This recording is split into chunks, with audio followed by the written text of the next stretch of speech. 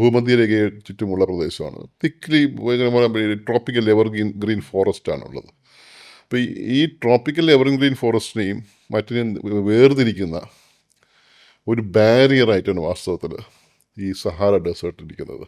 അപ്പോൾ so it's like ഈ പറയുന്ന ഈ പോപ്പുലേഷനൊന്നും ആക്ച്വലി അവിടെ സർവൈവൽ ആണെന്ന് ചോദിച്ചു കഴിഞ്ഞാൽ അല്ല.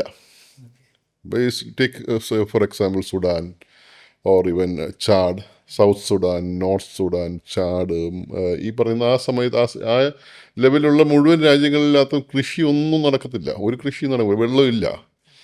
അപ്പോൾ പക്ഷേ ഈ പറയുന്ന റിവേഴ്സിൻ്റെ കരയിലോ എവിടെയെങ്കിലുമൊക്കെ ഉണ്ടാകുന്ന വെള്ളത്തിൻ്റെ സ്ഥലത്തൊക്കെയാണ് അവർ എന്തെങ്കിലുമൊക്കെ ചെയ്ത് കൂട്ടുന്നത്. So and they tend to be in isolated ആയി പോകുമ്പോൾ ട്രൈബൽ വേൾഡിലാണ് നിൽക്കുന്നത്.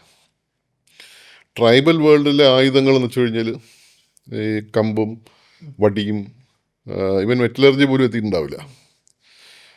മെറ്റലർജിയൊക്കെ പിന്നെയാണ് ഈ ഈജിപ്തിൽ നിന്നൊക്കെ വന്നിട്ടൊക്കെ ആയിരിക്കും കുറച്ചൊക്കെ മെറ്റലർജി ഇതാകുന്നത്.